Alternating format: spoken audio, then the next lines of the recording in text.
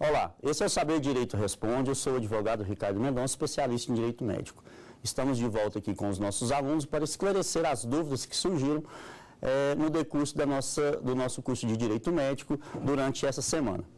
Eu estou aqui com o Bruno, com a Angélica e com o Gustavo e nós vamos a estas dúvidas e discorrer um pouco mais sobre o assunto do direito médico. Bruno, qual foi a sua dúvida a respeito do curso durante a semana? A primeira pergunta é em relação ao artigo 81 da Resolução 1931 de 2009 do Conselho Federal de Medicina, que dita que é vedado ao médico atestar como forma de obter vantagem. Neste caso, qual seria o ônus da prova para o paciente que teve seu direito lesado e qual ação cabível? Perfeito. Nós temos que compreender que o ônus da prova de uma determinada prática ou infração ética é sempre de quem alega. Ou seja, o ônus da prova seria do paciente. Por outro lado, esse médico que atestou, que solicitou um medicamento que não tenha um registro, uma eficácia devidamente comprovada, ele também cometeu uma infração ética. Pode ser que por vias terceiras, esse fato ele se torne devidamente público e facilite, assim, o ônus da prova do paciente. Pode ser que haja uma investigação e verifique que esse médico, em conluio com determinado laboratório, venha prescrever medicamentos que não tenham eficácia comprovada, uma órtese, uma prótese que não sejam adequadas ao mercado, e isso venha a resultar algum tipo de dano. Sempre temos que ter em mente o quê?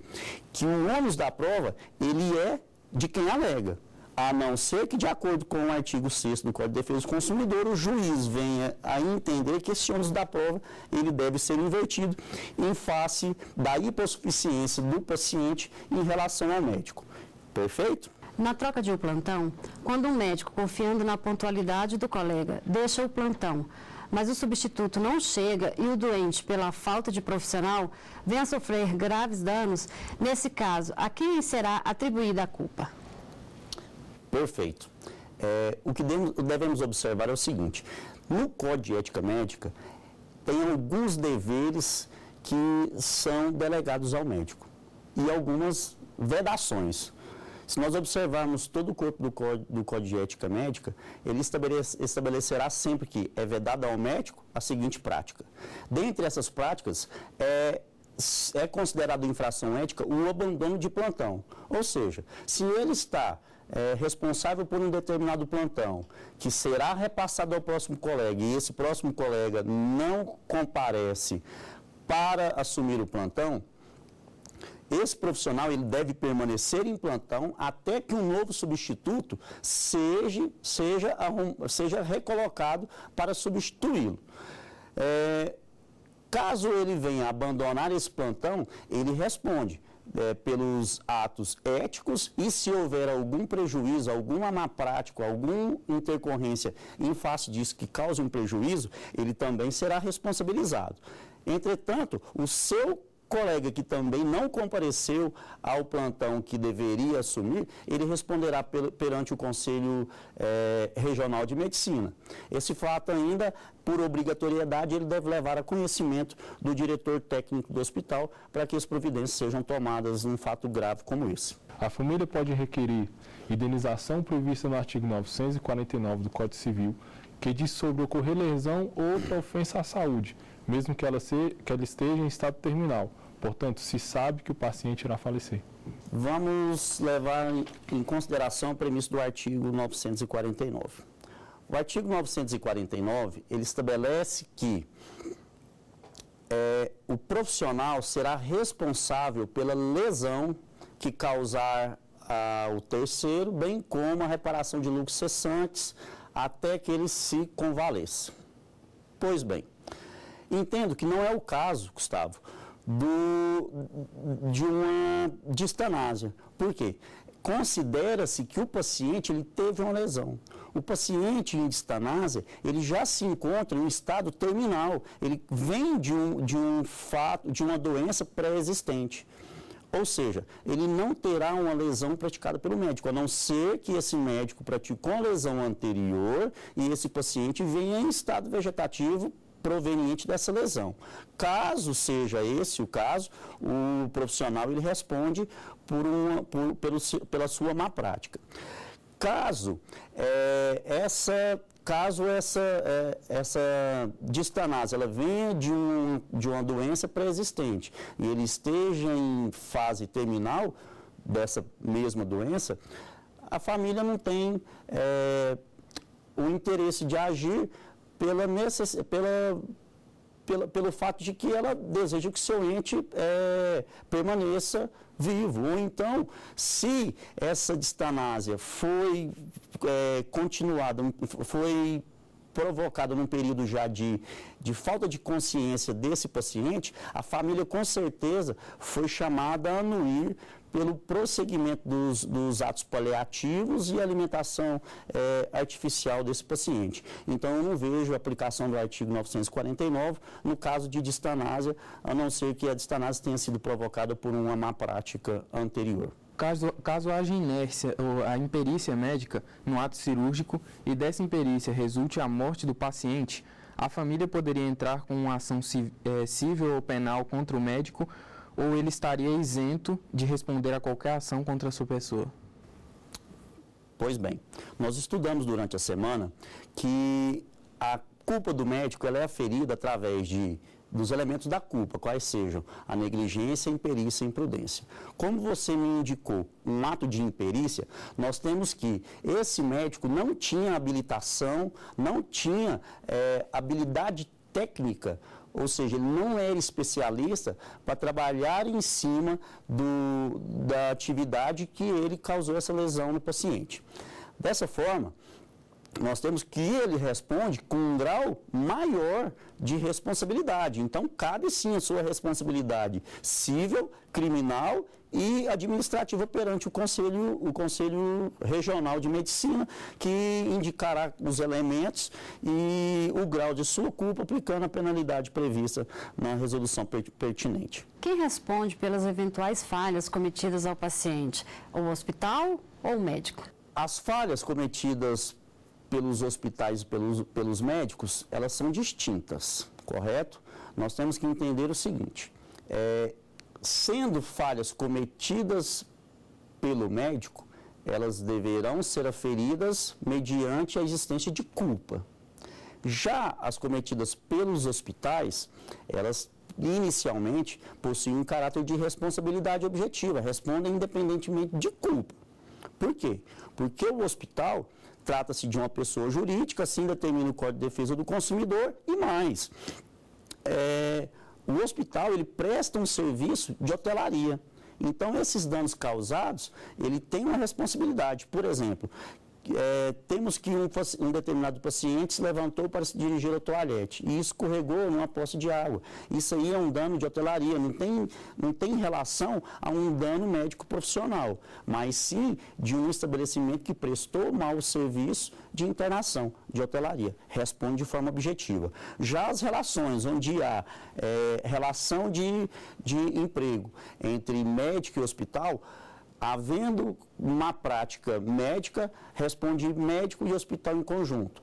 Caso sejam eventos que não tenham relação com atividade médico-profissional, responde somente o hospital de forma objetiva.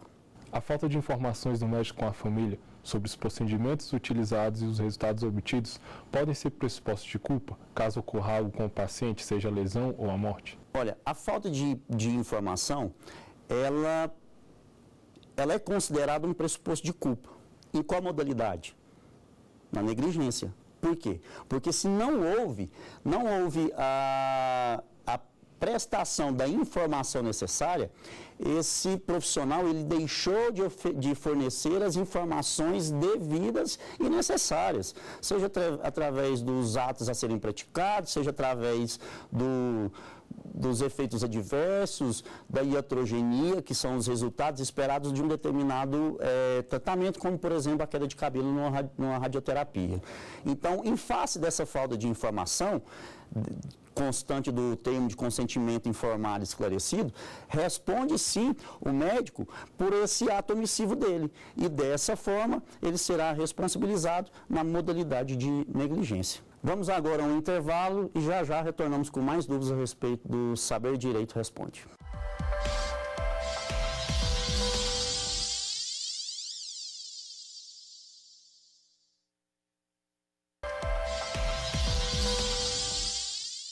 Estamos de volta com o Saber Direito Responde, esclarecendo as dúvidas dos alunos acerca do curso semanal de Direito Médico e da Saúde. Bruno, vamos à próxima dúvida que você nos trouxe. Minha dúvida é qual seria o marco inicial, ou seja, o evento que marca a contagem do prazo prescricional da pretensão de reparação civil na relação médico e paciente? Excelente pergunta. Primeiro, nós temos que entender que o prazo prescricional ele é computado a partir do momento que se verifica que a parte tenha ciência, que o paciente saiba que houve um erro, uma má prática profissional, correto? Então, esse prazo prescricional, que é de 5 anos, regulado pelo artigo 27 do Código de Defesa do Consumidor, ele se inicia a partir do momento que se tem conhecimento do erro. Uai, professor, então todos os prazos, a partir do conhecimento, nós contamos 5 anos. Não, nós temos que analisar ainda o seguinte: podemos ter que um desses pacientes seja um menor. Esse menor, de acordo com o artigo 206 do nosso Código Civil, não corre prescrição contra os menores.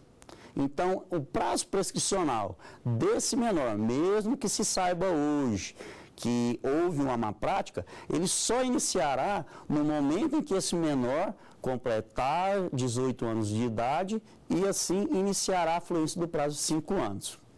Por outro lado, nós temos ainda que contra o incapaz jamais correrá prescrição. Aí temos uma grande celeuma na doutrina e no Poder Judiciário.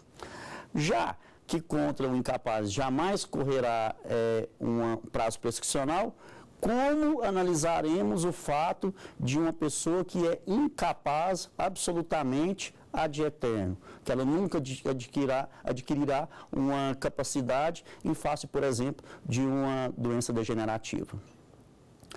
O Poder Judiciário ainda não nos pronunciou a respeito disso na área médica, mas entendemos que esse prazo prescricional ele não fluirá. Ad eterno esse prazo estará aberto. Temos nesse ponto aí uma grande insegurança jurídica. Há profissionais, há doutrinadores que dizem que o prazo prescricional começa a sua fluência a partir dos 18 anos.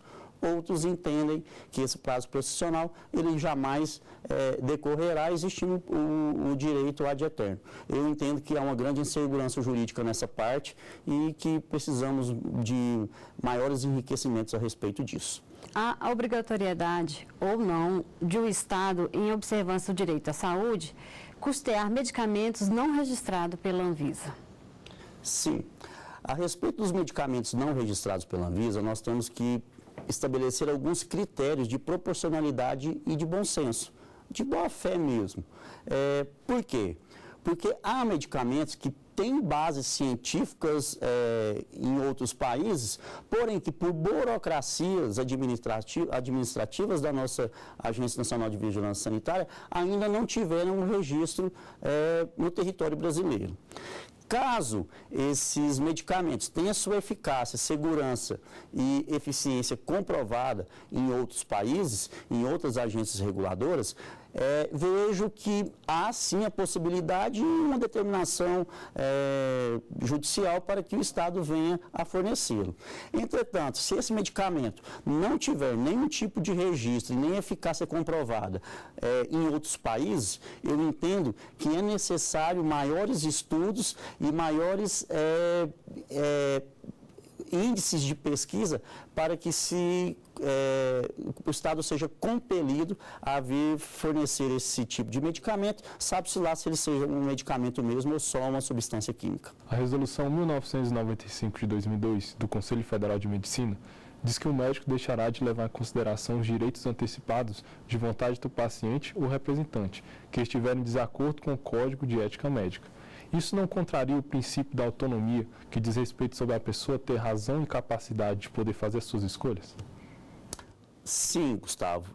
Em termos, quando nós falamos sobre direitos fundamentais e princípio da autonomia da vontade, nesse caso nós temos que analisá-lo de forma mitigada. Por que de forma mitigada? Os direitos fundamentais, sobretudo da autonomia da vontade, eles são direitos que permitem a qualquer cidadão a livre expressão do que se irá fazer, inclusive com a sua saúde, com o seu corpo. Entretanto, como um direito fundamental, ele também deve ser verificado de forma mitigada. Por exemplo, senão ele podia plenamente estabelecer que ele gostaria que fosse praticado em face dele, para que saísse desse estado de terminalidade, a eutanásia. Ou seja, o nosso ordenamento não permite a eutanásia. Então, a autonomia de vontade dele é mitigada. O que eu observo nessa forma é o seguinte: os profissionais, eles não estão obrigados a praticar atos que estão em desacordo com o Código de Ética, correto? Então, havendo dúvida, o interessante e o recomendável é que esses profissionais submetam essas vontades e disposições que são conflitantes ao Conselho de Ética e Bioética do próprio hospital ou do Conselho Regional de Medicina e do Conselho Federal de Medicina. Esses conselhos, sim, indicarão, através de um parecer, a forma correta que esse profissional deverá agir, evitando, assim, uma possível ação judicial ou então administrativa por qualquer parente dessa vítima que venha se sentir prejudicado ou não. É um excesso de zelo, mas que pode resguardar a atividade profissional com maior propriedade. Vamos à última pergunta do Bruno. Minha dúvida é em quais casos o médico teria seu registro cassado?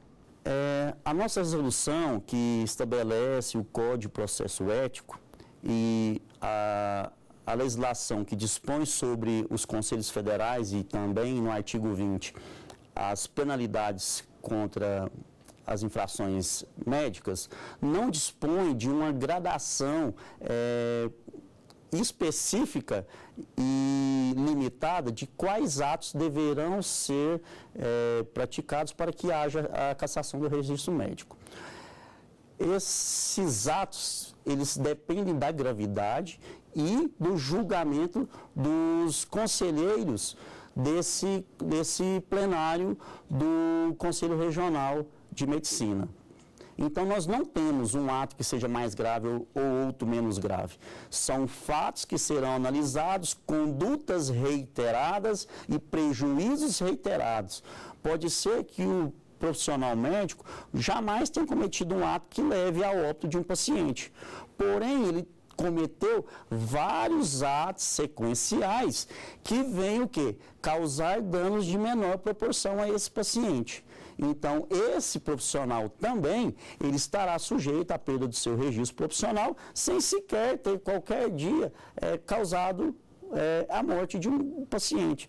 Nós temos um caso extremamente emblemático, onde o médico sequer causou a morte de um paciente, entretanto, praticou vários atos contra a liberdade sexual de várias pacientes e ele teve o seu registro cassado. Importa salientar que a cassação de registro médico, a decisão deve ser referendada pelo Conselho Federal de Medicina para que ela tenha validade, correto? Com relação ao ônus da prova, é do médico ou do paciente? Na forma estabelecida pelo nosso Código de Processo Civil, o ônus da prova é de quem alega.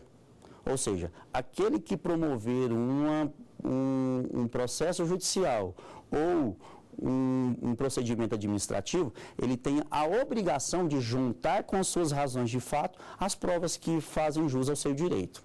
O que acontece? Que pode se modificar um pouco essa sistemática de ônus da prova. O artigo 6º do Código de Defesa do Consumidor estabelece que, em sendo o consumidor, no caso o paciente, hipossuficiente em relação a essa produção de provas, ela pode ser transferido esse ônus ao médico ou ao hospital. A quem dos dois for melhor a produção desse documento, que às vezes não esteja ao alcance do paciente. Nesse fato, nós não analisamos hipossuficiência financeira ou não, mas hipossuficiência em relação à produção de provas. Às vezes, o hospital, ele oculta uma prova que sem esse determinado documento, o paciente jamais conseguirá o quê? Provar os fatos constitutivos do seu direito, é o que nós chamamos de prova maligna. Aquela prova que, se o juiz não compelir outra pessoa a trazê-la aos autos do processo, jamais restará provado esse direito invocado. Então, em regra geral, o ônus da prova é de quem alega. Autor ou réu alegou, a obrigação é de provar. Extraordinariamente, de acordo com o Código de Defesa do Consumidor e por decisão fundamentada do juiz que preside a causa, ele irá analisar se estão presentes os recursos de inversão do ônus da prova ou não. Invertido, a parte fica obrigada a apresentar o documento ou as razões da inexistência desse documento. Tudo bem? Senão se torna sucumbente. O direito brasileiro pune a eutanásia e o suicídio assistido. Com isso surge uma obrigação, mesmo que indireta, ao médico para que continue a qualquer custo o tratamento, podendo até gerar meios extremos e desproporcionais, ou seja, a distanásia. Porém, o Código de Ética Médica diz que o médico não pode causar dano ao paciente, por ação ou omissão. Qual a posição correta a respeito disso? Nós entendemos que a distanásia ela é uma situação de fato bastante concreta de uma pessoa que está num estado de terminalidade de vida, correto? Temos que o prolongamento indefinido e paliativo da vida do paciente pode vir a lhe causar diversas lesões mesmo, diversas feridas em termos de o paciente permanecer numa posição só, lesões de órgãos com excesso de quantidade de medicamentos e lesões de ordens múltiplas, correto? Dificuldade de mobilidade. Então, isso aí se trata de uma própria iatrogenia do tratamento em fase de distanásia, ou seja, iatrogenia é a consequência do tratamento natural. De outra sorte, tratando-se de uma pessoa que esteja em um estado de distanásia ou em um estado de terminalidade, a legislação atual, ela nos permite o quê? Que a pessoa que tem uma evolução para uma doença de uma cura desconhecida, ou seja, em estado de terminalidade, que ela dispõe, através de um testamento vital, dos cuidados que ela deseja ou não ser submetida. Não há necessidade dessa pessoa, que já está em fase de internação, ser retirada e levada a um cartório. Ela estando em plena consciência, no gozo de suas capacidades psicológicas, ela pode indicar ao médico os tratamentos que ela deseja ou não ser submetidos, correto? Então, tanto essas lesões ocorridas com essa heterogenia, ela não se trata de uma má prática. E, por outro lado, se ele não tiver as suas plenas capacidades, se não tiver as suas plenas capacidades, a família ou seus representantes irão consentir para poder prolongar esse tratamento ou de promover a suspensão. Caso haja também uma negativa por parte dos profissionais da saúde, tem o Poder Judiciário para poder dirimir essas questões, ou o próprio Código, o próprio Conselho Regional de Medicina e o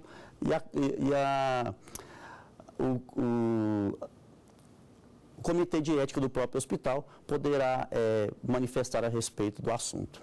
Então, o nosso curso de Direito Médico se encerra por aqui. Eu queria agradecer a presença dos nossos alunos Bruno, Angélica e Gustavo e espero ter contribuído de uma forma construtiva para a evolução do nosso direito médico. Eu agradeço a atenção de todos vocês e até uma próxima oportunidade.